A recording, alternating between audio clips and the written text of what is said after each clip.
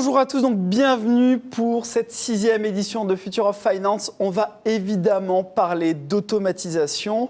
Ça fait 5 ans que l'on en parle avec nos amis. Donc Julien Kopp à mes côtés, à ma gauche, qui est associé au sein de la Digital Factory, expert des sujets de digitalisation, et Gaëtan Michel, associé dans l'équipe Finance Transformation, également chez Deloitte. On se devait évidemment de faire un point complet sur la dynamique d'automatisation pour les directions financières. Je vais commencer par toi, Julien. Post-Covid 2021, quelles sont les grandes tendances déjà en termes d'usage, de projets et de dynamique d'automatisation? On parlait avant d'RPA, je comprends que maintenant on parle plutôt de Smart Automation. Quelles sont les dynamiques ? Et donc effectivement, le Covid et tout ce qui en a suivi a permis une accélération de certains projets qui ont été rendus nécessaires.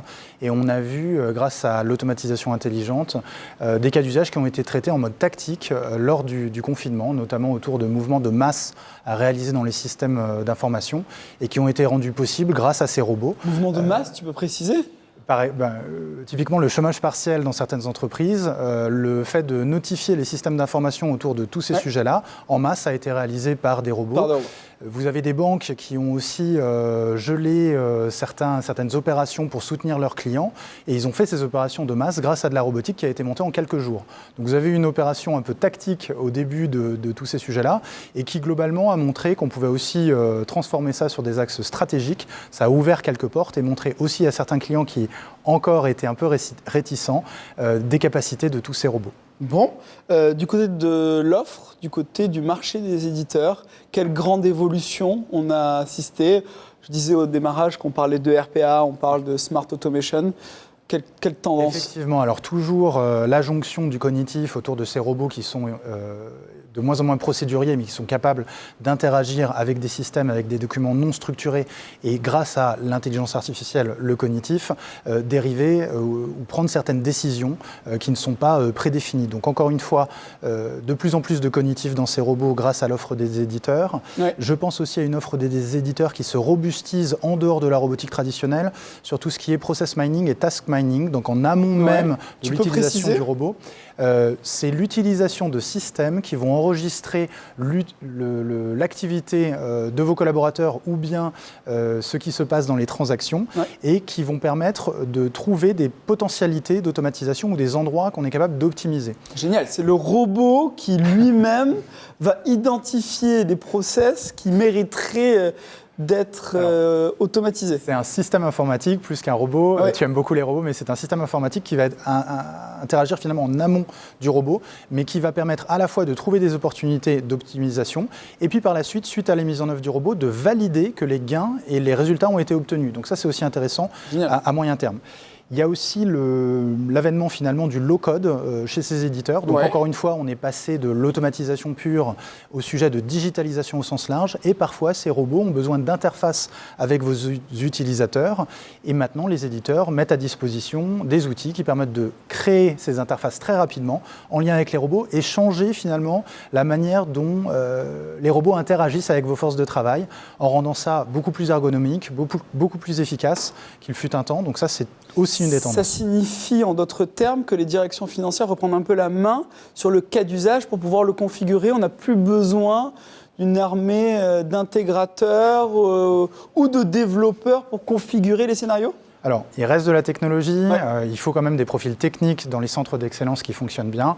Un centre d'excellence est fait avec des gens qui connaissent très bien leur métier et des techniciens.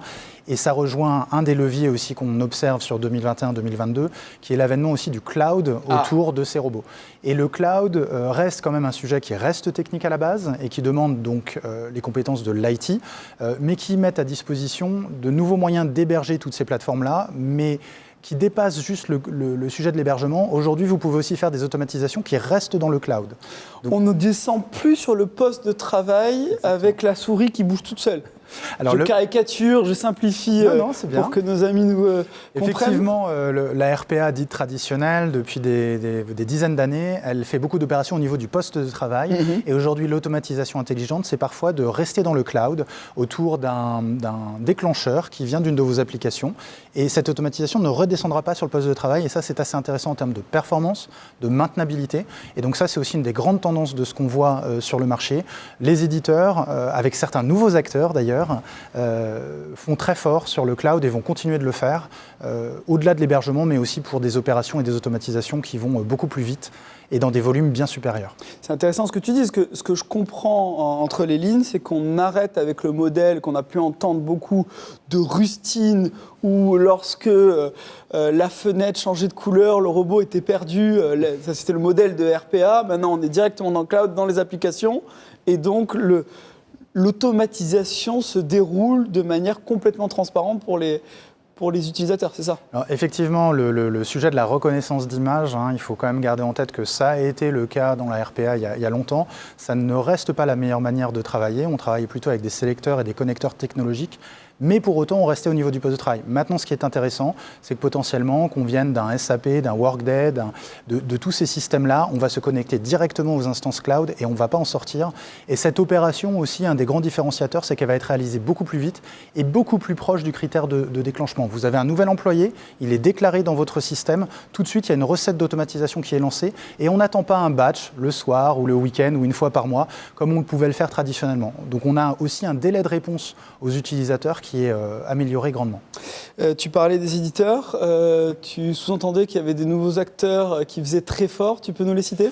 Alors, Deloitte est agnostique, je le dis, pour ceux qui ne... Deloitte est complètement agnostique des éditeurs et la force de Julien, c'est de pouvoir avoir une vision transverse. Alors, en 2021, il y a eu effectivement des mouvements sur ce marché qui globalement étaient, en termes de vision des analystes et des cadrans, globalement assez stable depuis longtemps. Il y a eu quelques mouvements. Il y a eu l'arrivée de Microsoft qui s'est positionné assez fortement avec de belles annonces. Ouais. Et puis une existence évidemment essentielle autour d'Azure, du cloud et puis du low-code avec leur plateforme Power. Ils ajoutent des capacités d'automatisation intelligente par un rachat. Il y a eu pas mal de rachats aussi d'une société qui s'appelait Softmotive. Vous avez eu SAP qui est rentré dans les cadrans aussi, issu d'un rachat d'une société il y a 2-3 ans, qui était une entreprise française, mais qui a intégré les cadrans cette année, effectivement dans le milieu des cadrans, mais tout de même assez haut. Et puis vous avez eu, par exemple, un Blue Prism qui a été racheté par TIBCO dernièrement, et qui là aussi, en 2021, juste avant ce rachat, avait vu une vision des analystes qui les challengeait un petit peu plus que par le passé. Mais maintenant, avec effectivement ce rachat par TIBCO, le sujet est relancé pour effectivement combattre les autres leaders qui, eux, ont des valorisations qui continuent d'augmenter et effectivement un marché d'édition autour de l'automatisation qui reste très fort. Bon, marché super dynamique, tu restes assidu sur ce marché.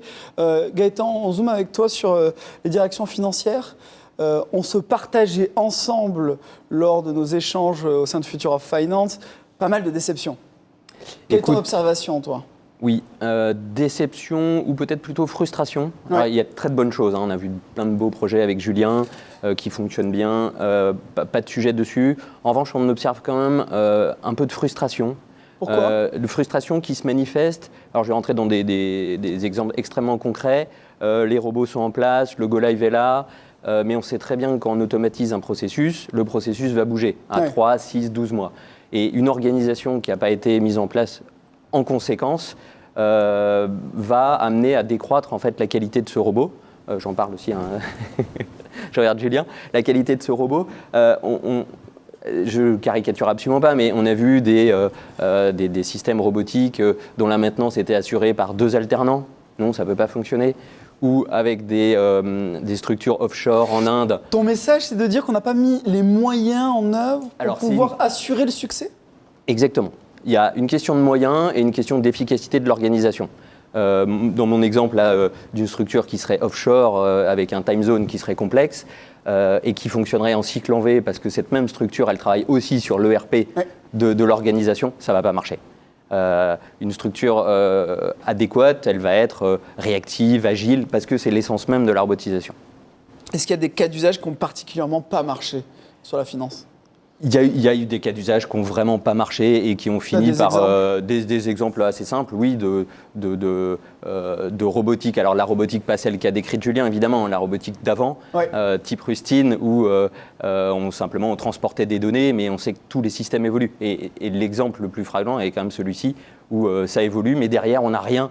Et ce n'est pas un stagiaire qui vient une semaine sur deux qui peut clairement prendre ça en charge et répondre à ce besoin. Gaëtan, Julien, les leçons à retenir de ces déceptions, les facteurs clés de succès en somme, qui démarrent ? Moi, je pense que le sujet de bien démarrer est essentiel. C'est-à-dire qu'encore une fois, tu as parlé de moyens, Loïc. Il y a eu des légendes urbaines sur le sujet de la RPA et de l'automatisation. On peut faire un robot en production en 4 heures. Pour 3 000 €, vous avez un robot en production. Il faut arrêter avec ces discours-là parce que globalement, c'est déceptif. Julien, c'était le discours aussi des éditeurs qui ont promis ce genre de choses. C'est le discours d'une industrie qui, globalement, je pense, a eu des promesses démesurées et qui, globalement, ont desservi aujourd'hui ce qu'on arrive à faire. On arrive à faire des choses formidables. Moi, je dis parfois à certains clients, avec beaucoup de transparence, je dis l'automatisation et la RPA, c'est formidable, mais ce n'est pas le gibolin de l'informatique non plus. Ce n'est pas la solution miracle, la panacée, et ainsi de suite. Ça s'applique à certains endroits, pas à d'autres. Ça se démarre correctement. Je pense que l'exemple sur 2 alternants, 2 stagiaires, un stagiaire et demi, ou ainsi de suite, c'est typique. C'est l'organisation humaine qui est en place n'est pas à la hauteur des enjeux, des ambitions et de ce qu'on peut réaliser. De la même manière, on avait dit que les investissements d'un point de vue logiciel et serveur étaient relativement mesurés par rapport à des très gros ERP. Très bien, mais il en reste. Et donc, ne vous privez pas du serveur qui est essentiel au fait de travailler correctement les sujets d'automatisation intelligente. Le serveur fait le lien entre tous vos robots. Moi, je n'aurais pas, et je conseille à mes clients, de ne jamais démarrer avec des robots qui travaillent tous dans leur coin et sans avoir une vision complète de l'organisation robotique. Pour ça, il faut un serveur. Ça vaut peut-être 8 000 €, 10 000 €, 15 000 € par an. Mais peu importe, c'est essentiel au succès de votre organisation. Et encore une fois, un discours sur les facteurs clés de succès. On parle souvent des coûts de licence. Il faut regarder les coûts de machine et surtout les coûts humains qu'il y a derrière. Une organisation de robotique, même si on parle de robots autonomes, elle est maintenue, elle est supportée par des gens qui sont qualifiés, qui ont les bonnes certifications et qui sont réactifs. Et vraiment, le sujet, c'est pas d'avoir une équipe démesurée avec 200, 300 personnes comme sur des très gros projets informatiques, mais c'est d'avoir une équipe au bon niveau et en capacité de réponse. Et donc ça, moi, c'est effectivement, comme le disait Gaëtan, le point assez essentiel autour de tout ça. Bon, intéressant, on prend ces points. Les cas d'usage qui fonctionnent, les success stories. Il y en a. Il y en a. Ouf. Il y en a, Gaëtan. Écoute, dans les exemples, je vais peut-être plutôt laisser Julien prendre le point. Moi, j'avais en tête les cas d'usage sur le P2P notamment. Procure to pay. Order to cash. Order to cash. Order to cash, par exemple, très bel exemple aussi des nouvelles capacités de ces robots où en fait on ne fait pas que de la robotique traditionnelle, mais en faisant l'adjonction de certaines fonctions cognitives et de low-code, on va y arriver. Alors je vais expliquer très simplement ce qu'on a réussi à faire de manière bout en bout. Sur Order to Cash, il y a un endroit où finalement il s'agit de relancer les clients sur des devis qui ne sont jamais revenus, signés, ou sur des bons de commande qui ne sont jamais revenus. Dans pas mal d'organisations qu'on accompagne, ces tâches étaient dévouées à des commerciaux. Les commerciaux ont beaucoup de sujets, mais finalement faire de la relance, c'est pas le sujet qui les passionne le plus. Et donc au final, il y a des devis qui ne reviennent pas, il y a des opportunités qui sont laissées sur la table. Et donc là, typiquement, on va demander à la robotique traditionnelle de faire ces relances. Sur le retour qui est fait des clients, il y a besoin d'avoir une compréhension de ce qui est communiqué par le client. Et là, on adjoint une fonction cognitive qui est capable d'évaluer la pièce jointe du client et de faire le lien avec la demande sortante ou finalement la relance. Pour 1, arrêter les relances, 2, prendre le document, le mettre en GED et puis lancer les traitements. Ça y est, le devis a été signé, je l'ai réceptionné, le robot le range, enfin le système le range là où il faut. Et par exemple, chez un de nos clients, a été question d'avoir un point de validation humain ou de complément d'un opérateur humain. Et là, en fait, l'humain, où préalablement, toutes ces tâches étaient dévouées à des assistantes, chez 45 assistantes sur le territoire français. Aujourd'hui, on va pouvoir limiter le nombre d'assistantes qui ont à faire ces validations-là, en facilitant leur travail, en présentant à la fois les documents dans un seul écran, et puis les actes de décision, faciliter cette prise de décision avec une aide à la décision. Elles ne font que valider la compréhension de la machine, mais elles sont en capacité de faire ça beaucoup plus rapidement, puisque les actes à valider leur arrivent directement, grâce notamment à ce qu'on disait tout à l'heure autour du low-code, une page intelligente, bien faite, avec de l'intelligence métier à l'intérieur et qui permet d'aller beaucoup plus vite. Et c'est un peu ce qu'on disait quand on parlait de toutes ces technologies qui servent les métiers. Je pense qu'il y a quelques années, on aurait traité certains bouts de ce process et aujourd'hui, on est capable d'aller beaucoup plus profondément sur le end-to-end ou le bout en bout. Et l'évolution technologique, c'est principalement le low-code dont tu as... Sur ce sujet-là, le low-code, ainsi que la capacité d'évaluer le mail de retour des clients, parce qu'en fait... Les compétences cognitives de l'application. Ouais. Il y a énormément de cas possibles dans les retours d'un client, à commencer par le client était en vacances, et ainsi de suite, et ainsi de suite. Et donc c'est là où on met une petite intelligence qui est très verticale, mais qui est capable, avec du machine learning, de comprendre ce retour et d'aider les équipes sur ce processus. Gaëtan, une recommandation pour la communauté ? Avec plaisir. Ça illustre à peu près ce que vient de dire Julien, c'est-à-dire faites bien les choses. Ça fonctionne, on le sait. Faites bien les choses, prenez-le dans l'ordre, démarrez avec des use cases qui ont un retour sur investissement sérieux, mettez en place une organisation projet sérieuse, mettez de l'agilité dans cette organisation puisque ça va de pair avec le type de projet et sécurisez cette réussite en y mettant les moyens. Tu as parlé tout à l'heure de sous-investissement. Oui, on a trop constaté de sous-investissement sur ce projet, alors que ce sont des vrais projets, des beaux projets de système d'information, et qu'il faut leur donner ces moyens. Et j'ajouterais, et Julien sera forcément d'accord avec moi, pour ceux qui démarrent, se faire accompagner, c'est peut-être pas une mauvaise idée. Bon, écoutez, c'est le mot de la fin. Merci messieurs, merci beaucoup. On rentre dans des exemples tout de suite, notamment avec l'order to cash, justement.